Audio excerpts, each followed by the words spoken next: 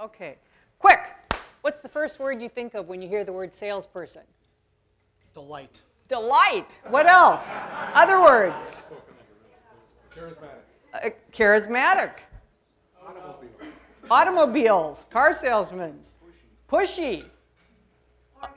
Organized. Well, we often hear words associated with salespeople like obnoxious, pushy, manipulative, devious, dishonest. You know, think back to the last time you actually placed a call to a prospect. Were they delighted to take your call, or did they tell you to call back in 6 months? Or did they compliment you on your delivery and your information, or did they not even bother to take your call? Well, it doesn't have to be that way. And part of the reason it's that way is because of something that Rick just talked about. If I challenged all of you to take your business cards out of your wallet and lay them on the table, the odds are that less than 1% of the people in this room have the word sales in their title. We are consultants, we are presidents, we are executive directors, we are realtors, we are neurosurgeons. I'm an author, I'm a consultant, and so oftentimes we don't think of ourselves as salespeople. But as Rick has pointed out, we have been selling since the time we were old enough to talk.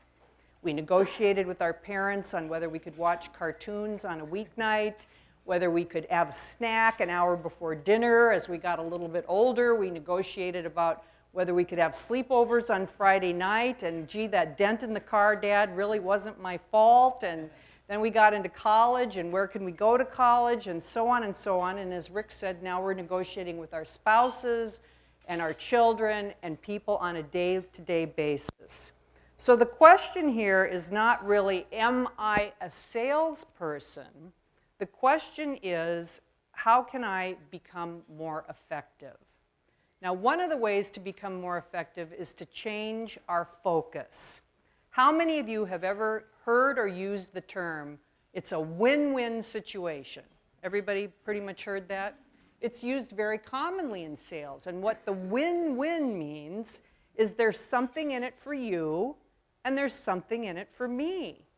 But the truth to the sale is there is always a third-party beneficiary in every single sale that you make. As Rick said, whether that's your employees, maybe it's your family, maybe it's your charitable organization, but there's always a third-party beneficiary, and if you can keep that in mind and change your mindset to the trifecta of the win-win-win, you absolutely will become more effective. So the other challenge is we need to define what it is that we're selling. Oftentimes we're selling a product or a service, and we seem to think that we know all the features and benefits about that. But in reality, we really need to dig deeper, and we really need to clearly define what it is we're selling. Now, out of all the things that I write about defining your sale, one of the things that's the most important one to me is understanding the motivation of your buyer. If you don't know why that person wants to buy your product or your service, how can you possibly position it to them in a way that they want to say yes? There's a whole bunch of reasons why people might want to buy from you. They possibly have to replace something that's old, broken, outdated, or inconvenient. Your product or service solves a problem. If you can solve a problem, you can sell it to the world, just like our last speaker just said. The product or service fills a need or a void. Your prospects are risk takers, and they see potential growth for the future. That happens with a lot of financial investors. Your prospects have outgrown the existing product due to growth. Perhaps your product is a gift to somebody. The prospect wants to be part of the in crowd, the latest thing, you know, the iPhone, something that comes out and everybody wants to have it. The product has a perceived value of equal or greater importance to its worth. The prospect has an obsession about or a collection about the product. They may be forced to purchase the product. There may be a product recall, and they have got to go out and change everything regarding their product. The competition has dropped the ball. Why can't you be the one to pick it up and run with it? And one of the last reasons why people buy from you is because they can. Money is no object. So if you have clearly defined why it is that your prospects want to purchase from you, you've got a much better chance of actually closing the deal. So one of the steps, I talk about many, many steps in the book, Let's Close a Deal. I talk about how to become a corporate spokesperson. I talk about how to get corporate sponsorship for your product, service, and cause. Talk about using the media to gain notoriety and grow your business. But one of the things that you have to do before you start pitching and preparing is you need to prepare the deal. Now, what's one of the ways that you can prepare the deal?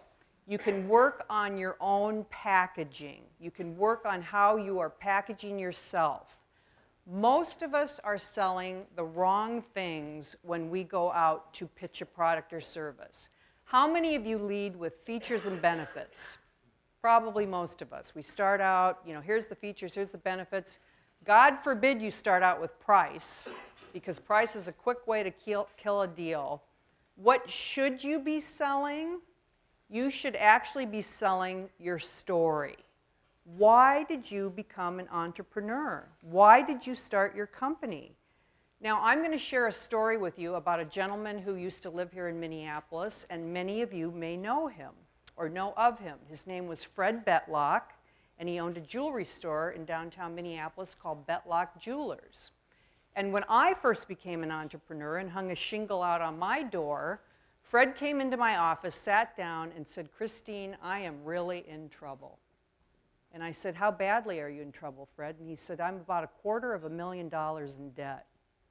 Now, I don't know about any of you, when you first started marketing your businesses and hanging your shingle on the door, but I had 3 criteria for new clients when I went out into business on my own.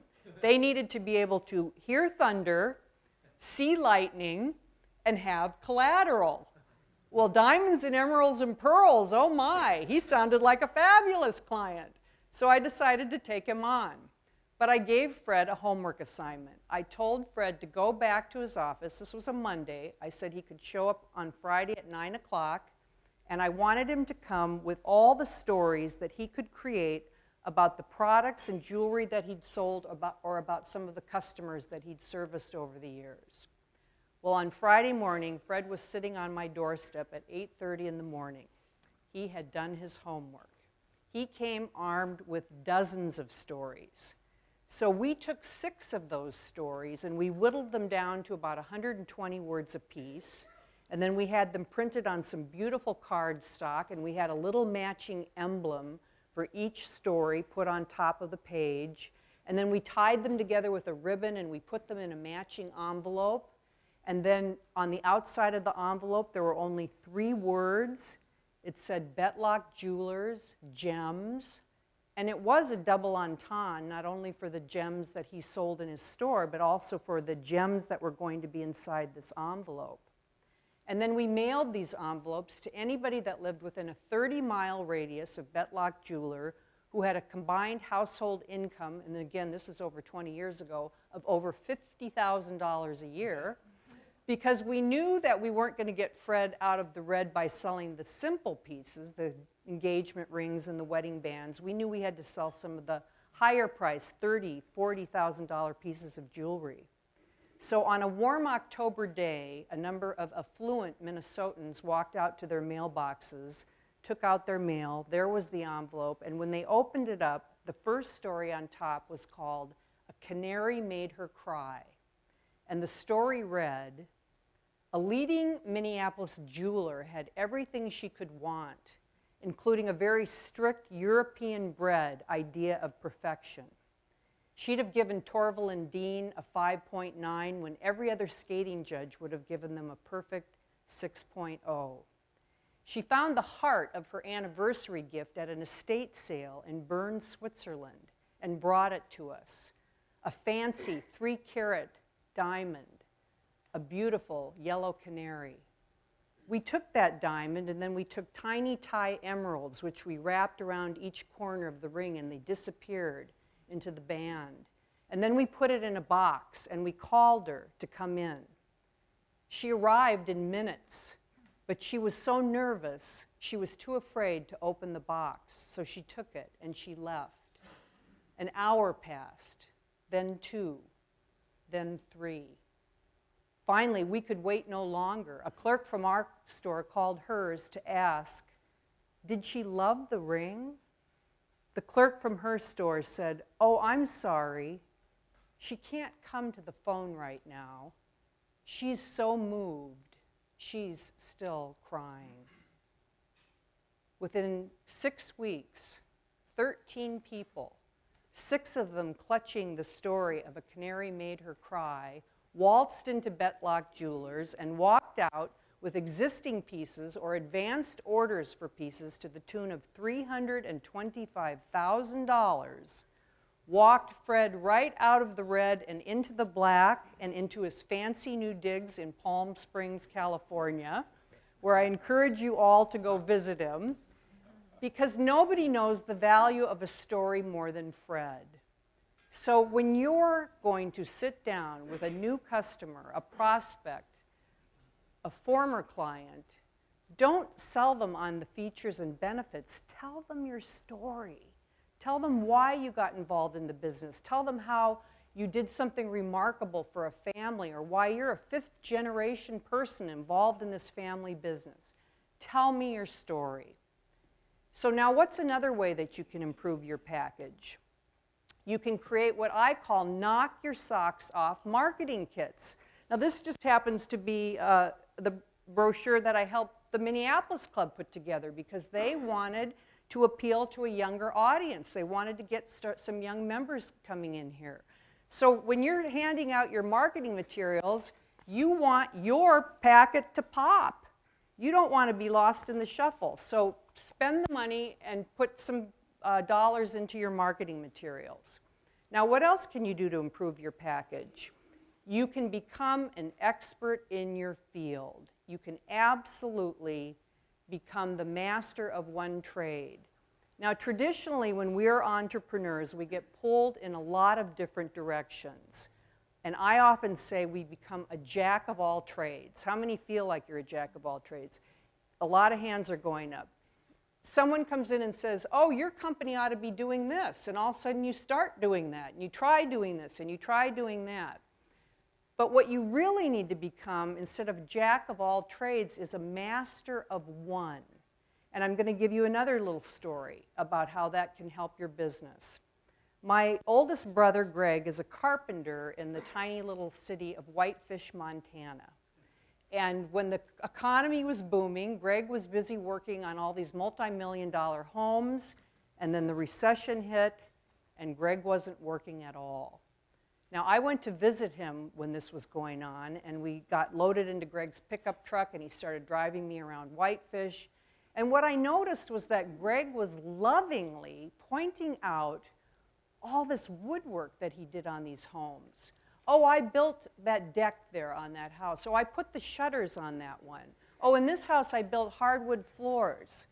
And he'd go on and on and on. The stair railings, everything having to do with wood. And so I said, you know, Greg, really what you are is you are a master of fine woodwork. So instead of marketing yourself as a jack of all trades carpenter, let's create some marketing materials that cause you to rise to the top of your field. So we created these special business cards on stationery that looked like wood, and we drew up this flyer, again, that looked like wood, that said nothing more than Greg, master woodworker. And guess what happened to Greg's telephone? It started ringing off the hook. Now, people would get him in their homes to put in their hardwood floors, and while he was there, they'd say, oh, Greg, by the way, do you know how to fix a broken furnace, or a window's fallen off in my basement, or all? They'd come up with lists of long things that had to be done. And did Greg know how to do those things? And could he? Absolutely. He did them, and he charged for them. But he wasn't putting a single amount of his resources. And as entrepreneurs, our resources are our time, our money, and our people, if we have any, that work for us. He wasn't putting any of his resources into marketing himself as a carpenter. he was getting spin-off business. And as of this very moment, my brother is working on a multi-million-dollar home outside of the city of Whitefish with 3 subcontractors underneath him. So that is the value of creating what I call niche notoriety. Put yourself as the expert in your field, the go-to person that everyone will turn to when they need your type of product or service. Now, there's one last thing I'm going to talk about today, because our time is fairly limited in terms of improving your own package, and that is what I call working your weaknesses. There's an author out there that made millions of dollars selling a book called Building Your Strengths, but you know, I'm going to use an example of myself. I'm a golfer, and I go to the practice range, not nearly enough, but when I do, I take 4 clubs out of my bag. I take my 8-iron, my 6-iron, my 3-wood, and my driver. And I go position myself there on the practice range, and I hit ball after ball after ball straight out into the field. And invariably, all these people will walk by and go, "Oh, Christine, you've got such a beautiful swing."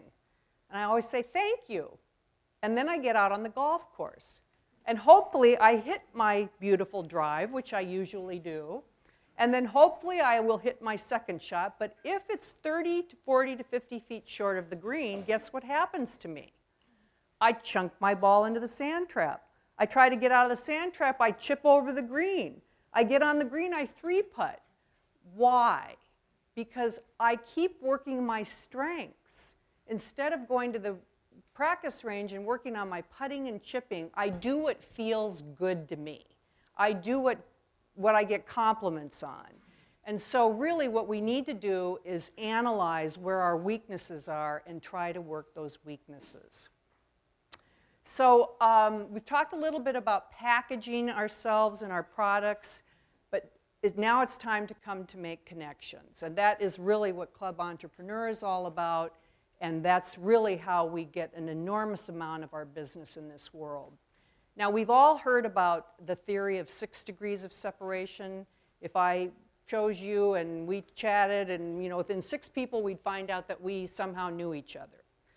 I think that's 5 too many. I think you really need only 1 degree of separation. If you really want to be closing deals, you have to find a person who knows the person that you're pitching to in order to close the deal. Now, I am going to give you a great story from my past about how I turned a resounding no into a very positive yes. For about 4 years, I used to host a celebrity golf tournament here in the Twin Cities to raise money for my cause, which is breast cancer research. And we always were looking for a headlining celebrity that could not only play golf, but who could entertain our guests at the event. And one particular summer, I was at the national convention for an association I belong to, the National Speakers Association, and the headline entertainment for that group that particular weekend was none other than Grammy Award-winning country western singer Larry Gatlin with the Gatlin Brothers. Now, Larry has kind of faded off a little bit into the distance, but at the height of his career, he won Best Artist of the Year, Best Album of the Year, Best Song of the Year. The Gatlin Brothers were a pretty big thing back in their day. And I also happen to know that Larry was about a 2 or 3 handicap golfer. So I sat there in the auditorium, probably just like those of you sitting way back in the back of the room, and thought, God, wouldn't it be cool to get to know Larry Gatlin? Well, there was probably about 1,000 other people there that night that thought the same thing, because I couldn't get anywhere near him. But I did get the name of the gentleman who had been responsible for bringing Larry to the event that night. His name is Nito Quabain, and I had networked my way through the National Speakers Association enough to know Nito quite well at that point. So I get back to Minneapolis, and about 3 months later, I open the Star Tribune, and there's a little announcement in the variety section that Larry Gatlin is coming to town to star in a play at the State Theater called The Civil War, and I thought, wow, I'm going to call Nito. So I put some calls out to Nito. I sent him some emails asking him if he could possibly make an introduction to me for Larry, and this was about 3 weeks out. And so the days passed and the weeks passed, and I'd put more calls in, Finally, we got to be about 2 nights before Larry was scheduled to come into town, and my phone rang. Now, Nito, by the way, is Lebanese and did not grow up in our country. So I answered the phone, and this was the response. Yeah, Christine, this is Nito Cobain, and I'm so sorry I haven't called you, but I have been out of the country, and I have no time to talk to you right now, but Larry Gatlin's going to call you. Good luck and goodbye. Click. I literally had my hand on the telephone receiver when it rang again. And I picked it up and I said, hello, this is Christine. And I heard the biggest Texas twang I have ever heard in my life. And all apologies to any of you who might be from the South as I tell the rest of this story. Yeah, Christine. Yeah, this is Larry Gatlin. And I don't know who you are or why I'm calling you, but Nito Cobain asked me to call you, and I do anything Nito tells me to do, so why am I calling you? Well, I was so, flustered. I had no time to prepare. I hadn't even known he was going to call me that I vomited all over him. I started telling him, wouldn't it be great for him to come up here and play golf at the historic Minnetonka Club, and wouldn't it be great for him to entertain our guests? And I went on and on and on and on and on. And when I finally stopped and came up for air, there was a long pause. And Larry said, Christine, I get asked to play in about 200 of these golf tournaments every year, and I'm sure your cause is a good one, and by the way, what's your cause? Well, again, I hadn't thought of the win-win-win. I was so busy thinking about what's in it for me and what's in it for him that I forgot about my charity. So I told him I was a breast cancer survivor and I was raising money for the American Cancer Society, and Larry said, oh, Christine, congratulations, you're a survivor. You're a survivor, I'm a survivor, we're all survivors. He goes, I'm going to just share a little story with you. It's public knowledge. I'm a recovering alcoholic and drug addict. And I got to tell you, I've only got 2 objectives at this point in my life. I want to spend time with my family. Oh, did I tell you I got a brand new little baby granddaughter? Her name's Paula. She's just the cutest little thing. And then my other objectives, I need to make some money for my family and my band. I lost quite a bit of it, back in the day. So I'm sorry, I'm really going to have to say no. Well, then I did what I always do when this situation arrives. I do something called the 3 R's. I retreat, I reevaluate, and I reapproach. I quickly thought about what Larry had said to me, and I quickly thought of some solutions. Now, just that morning, Sun Country Airlines had donated 5 round-trip airline tickets to my golf tournament. So I said, Larry, I've been listening to you. Now, I understand that one of your objectives is you want to spend time with your family. So how would you feel if I flew you, your wife, your daughter, your son-in-law, and little baby Paula up to Minneapolis to watch you play golf? Well, there was a long pause, and then Larry burst into laughter. He said, Sugar, I got to hand it to you. No one has ever made me an offer like that before. But my little Paula, she's only 6 months old. I don't think she wants to be flying to Minneapolis, so I'm sorry, sweetie. I'm still going to have to say no. Well, I did it again. I retreated. I reevaluated. I reapproached. I said, Larry, I've been listening to you. Now, you said you wanted to make some money for your family and your band. Is that right? He said, absolutely. Well, it turned out we had always had money in our budget for this Keyline Celebrity. We just never had to use it before. Amy Grant, Hootie and the Blowfish, many famous people had come and played in my golf tournament and donated their time. But I had some money in there. In fact, it had accumulated over the years because that budget had never been used. So I said, Larry, I heard you. How about if I offer you $10,000? Well, now you're talking, sweetheart. You must have some kind of media kit on that golf tournament of yours. Why don't you bring it down here to the Grand Hotel? I promise you, I will take a look at this tonight and I will get back to you. Well, then I flew into high gear. I did something I call percolating the deal. Percolating the deal is putting that something special extra together that gets the person in a position where they just say, I just have to have it. So I started to create a knock your socks off gift basket for Larry. Now, I had a profile on Larry. I knew that Larry was a husband, a father, a grandfather, recovering alcoholic, golfer, Grammy Award-winning singer, songwriter. I had all these profiles. So I immediately drove over to the Minnetonka Club where they hosted our golf tournament. Just the day before, the USA Today sports section, the headline had blared, Titleist introduces new Pro V1 golf ball and takes the nation by storm. So I ran up to the golf pro and I said, Doug, do you have any of these new hot Pro Vs that just came out? And he said, Christine, we got a case in and they sold out in a minute. I don't have a single ball. I said, Doug, you've got to find some for me. I told him what was going on. So he sheepishly led me into his office and pulled out his little private drawer. And there in his drawer was his little box of 12 balls that he'd kept for his personal stash. And he gave them to me.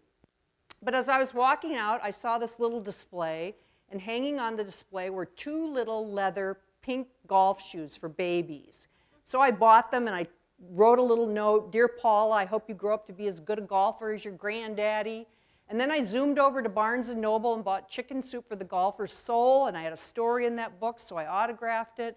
And then I came downtown to Minneapolis to the IDS Center, where back in those days, the best coffee and chocolate shops were situated in the IDS.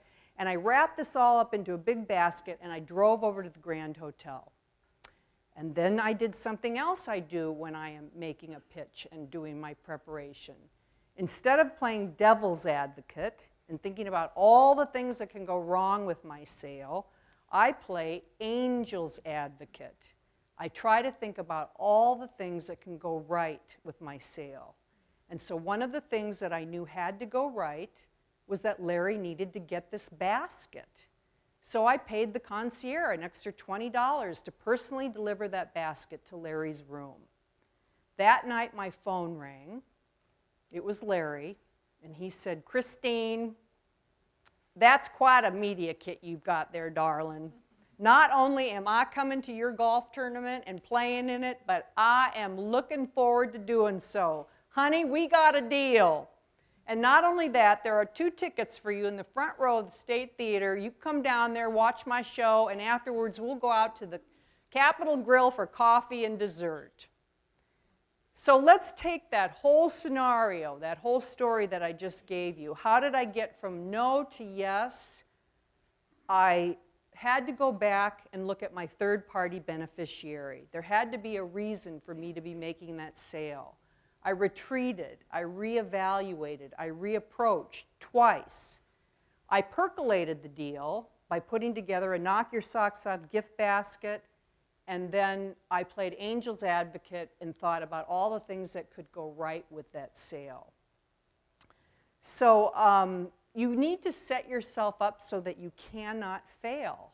That is how I approach every sale. I never take the first no as the final no.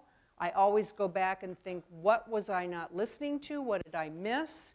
Is there a way I can overcome this objective?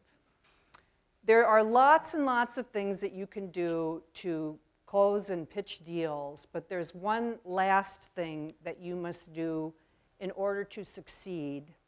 And I learned this thing through very painful yet very powerful experience. I learned this thing from 20 years ago at the age of 40, being diagnosed with cancer and being told I had about 6 months to live at that time in my life. I looked back at an experience of having a job with benefits, bonuses, salaries, commission, and leaving that job to no real job at all, just a dream I had of becoming an entrepreneur and starting my own business. And I've taken a very big risk. I'm going to share a story with you. 2 weeks ago, I was diagnosed with cancer again. I will be having surgery on June 18th and starting chemotherapy. And I have realized that the path to pleasure in my life has always been through pain, that it has always been in the risks that I have taken in my life that have gotten me to the point where I can stand up here before you today and tell you how to close deals. You play this game with courage. the courage to take risks in your life. There's an author, Gail Sheehy, who wrote a national award-winning book called Passages. And in that book, she was doing the research for it when she came across 13 people who had a quality that she has coined a sense of high well-being. Now, you might imagine, as certainly I have, and absolutely as she had, what would those 13 people have in common that got them to this place of ecstasy in their life? And at first, it seemed like they had absolutely nothing in common. Some of them had advanced educational degrees, PhDs, master's degrees. 2 of them had not graduated from high school. Some of them were extremely successful. A couple of them were on welfare. Some of them were very attractive. Others were quite plain. And 3 of them had absolutely no religious affiliation whatsoever, which might come as a surprise to some of you. But then a pattern started to emerge. And it was there in 1 through 5, and then 6, 7, 8, 9, 10, 11, 12. And as an author, I can only imagine Gail Sheehy's anxiety as she gathered up the notes to the 13th person, Gordon Mortensen, and she sequestered herself in her loft for the evening. And she had to be asking herself the question, will it be here? Will Gordon substantiate my theory? And as she pored through the notes on Gordon, it wasn't there, and it wasn't there, and it wasn't there. And then she got to the last 2 pages of the notes on Gordon, and there it was. Gordon had told the interviewer, "Tell Dr. Sheehy that when I was 24 years old, I took an enormous risk in my life. The risk was so personal that neither Dr. Sheehy nor Gordon Mortensen have ever revealed it to the public. And it's because of this risk that I took in my life," said Gordon, "that I have come to this place that she calls a sense of high well-being. You play this game with courage." David Landis, who wrote the book The Wealth and Poverty of Nations, was challenged on why some nations thrive and others fail. And he examined every culture going all the way back to ancient Mesopotamia to the current cultures of today. And you think that he's not going to have a reason. And as you pile through his 500, 600-page book, you get to the last 2 pages, and he sums it up. And he said, "It's not guns, germs, or steel that make the difference between the rich and the poor. It's not power sources, natural resources, education, any of the things that you might have read about or believed to be true. In this world, it's all in belief. In this world, the optimists have it. The optimists have the ability to see things others can't see. Transformation, art, revival, renewal." And then he goes on to say, "The pessimists had the lone consolation of knowing they failed and being able to say they were right all along." You play this game with courage. So the next time you come to a fork in the road, don't take the path of least resistance. Paths without obstacles rarely go anywhere. Instead, take the road along the cliff, the one without the guardrail. Because I can promise you this, that the sheer exhilaration of the ride and the pride that you feel when you finish will fill you with even more pride and give you even more courage to take even more risks. And that one day will bring you more money, but every day will leave you utterly more fulfilled. Thank you.